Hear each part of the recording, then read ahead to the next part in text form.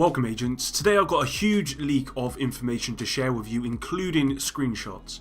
Now it's worth me mentioning that I'd consider this stuff I'm about to show you as a spoiler, so if you want to get into the Division 2 completely blind, then it's best you drop a like on the video and bounce. If you're staying, great, because today I want to show you the new firing range and some new exotic weapons along with some new characters and more. Now this information was leaked on Reddit and it has not been removed, so I will leave a link to the original post where all of this information come from in the description below. With that said, I hope you enjoy this, and if you do, please hit the like button and subscribe for dedicated Division content.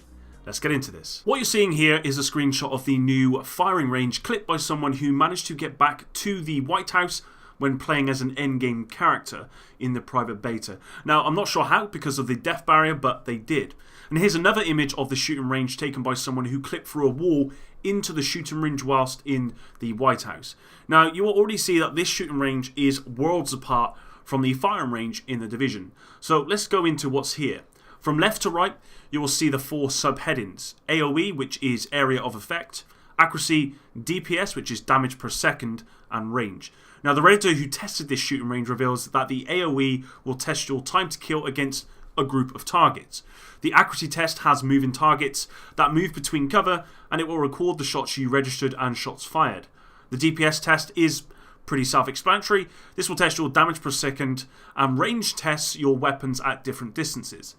The range test displays your DPS and damage last hit, meaning you'll want to change guns between each shot so you're able to test the damage dealt by each weapon at different ranges. On top of this, you will be able to select your targets from normal to named targets and from red bar to yellow bar. That way you can really go in depth on what sort of damage you're doing to each type of enemy difficulty. For example, if you run a brand set with damage to elites or a talent that does increased damage to elites, you'll be able to see whether these talents are worth it by testing this against another set of talents, for example. Now this shooting range is, quite frankly, miles ahead of anything we had in the Division, and it appears to cover everything pretty much. Let me know what you think about this in the comments below. Okay, moving on, and let's talk about weapon recalibration, because it is very different to the Division in a good way. Now this image has been leaked and you will notice a few things already. Of course, in the Division 2 you don't have main stats, so it had to be reworked. This time around, instead of randomly rolling and hoping you get the talent or stat that you want, you will instead be transferring these from weapons you already have. Now the process will destroy the weapon or gear you transfer from, but it means now instead of just disregarding a piece of gear or weapon because its DPS is lower or its armor is lower, it may be worth checking it out because it may have a stat or talent you may want on a piece of gear you already have. Now this process will require credits and materials to transfer, and I really like this addition.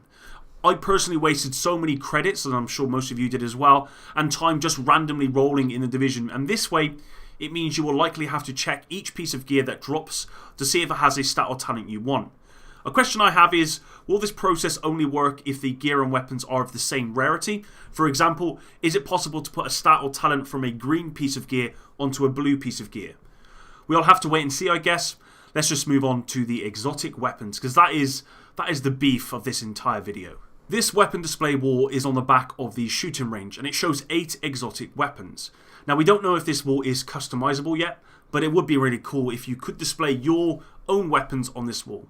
It's likely a display wall like this will be in other areas of the White House or settlements as well, so maybe we could change those instead. I think this will be a great way to show off the weapons you have, and with this in mind, maybe they should have some similar with gear like armor stands or something. It's just a thought. Let's take a look at these from left to right. Now the first weapon is the exotic Ruthless AK-47, which you can get from the Elite Agent pack. This is not new, but I think it looks really cool. Next is what looks like an exotic sniper, maybe in M700, but I'm not sure. It's highly modified and it looks pretty crazy. Now you can see the symbol on the stock of the weapon, so this is a Black Tusk sniper rifle. And yeah, I can't wait until this drops or I have to take it off someone's dead corpse. I really want to play with this. Next is the exotic Deagle, which appears to be a True Sons design. Now I really like the dog tags hanging from the grip. This really makes his weapon look and feel probably exotic. And if this wasn't there, it kind of would just be a weapon skin. But it's this sort of thing we're going to be getting, I hope. And I think everyone will be happy with these types of exotic weapons. Stuff which is very different, very exotic looking. Next we've got another exotic AK, but this one looks very different to the Ruthless AK-47. This AK has a silencer on the barrel, I think, a foregrip and a different stock. The overall design is very similar to the Ruthless AK, so maybe it's just, a different AK variant, I'm not too sure. Next we have the Lullaby Exotic Spaz 12, which comes with the Capital Defender pack, and again this looks very, very cool. We then have my favourite looking weapon from the lot, which is the exotic P90, and it appears to be from the Hyena faction based on its skin.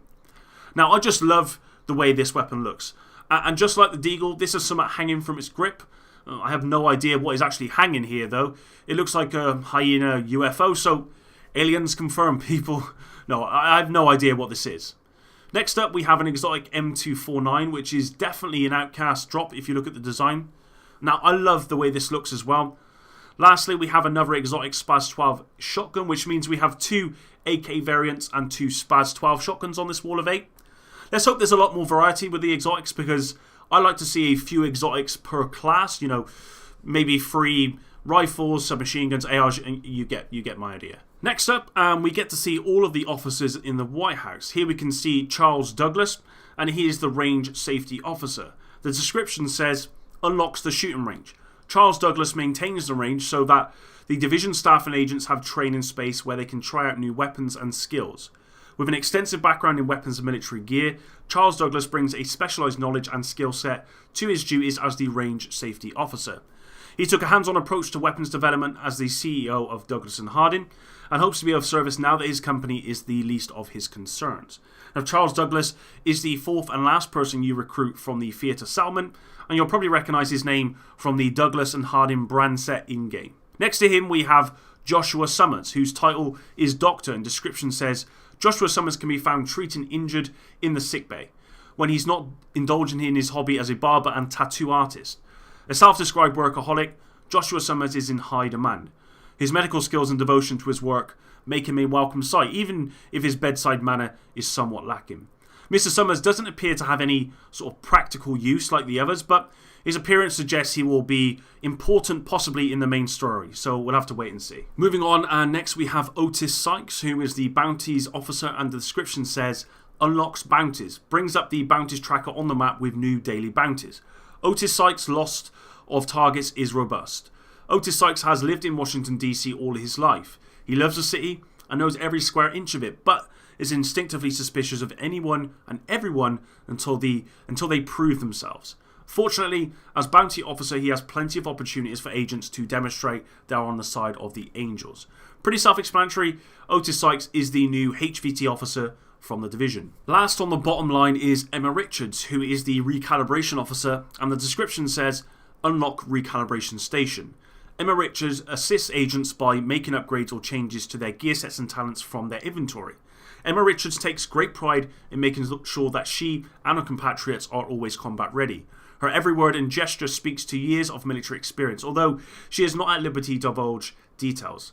All we know is that she is never more at home than with a gun in her hands, and never happier than when she is squeezing every last drop of efficiency from our hardware. That sounds a little bit... Moving on. As I previously showed you, the recalibration this time around is about transferring talents from existing gear or weapons rather than just a random roll. A massive addition to the game, and a great one as well. Lastly, we have Grace Larson, who is the services officer, and description says unlocks the quarters. Grace Larson runs the clan's quarters or clan quarters and services.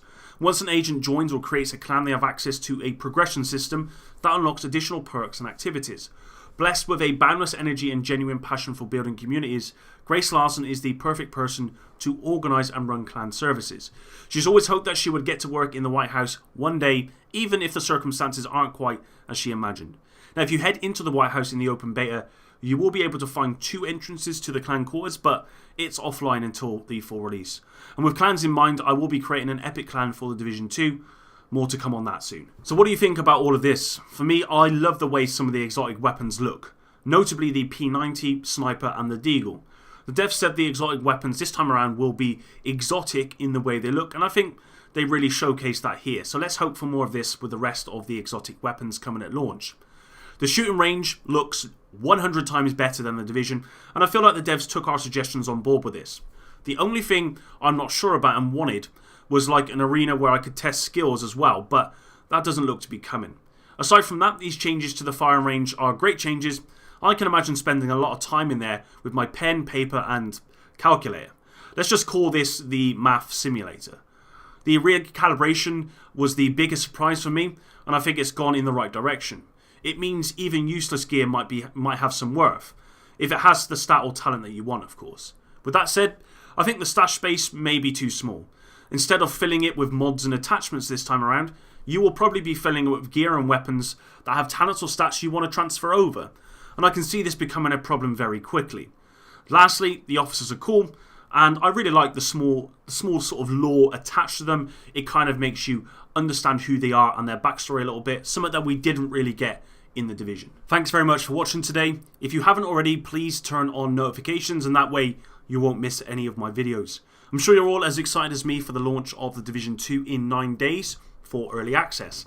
I've got 4 days off work to cover the game, and I will likely stream the entire campaign, so stay tuned for that. With that said, I hope you all enjoy your Sunday, and Epic out.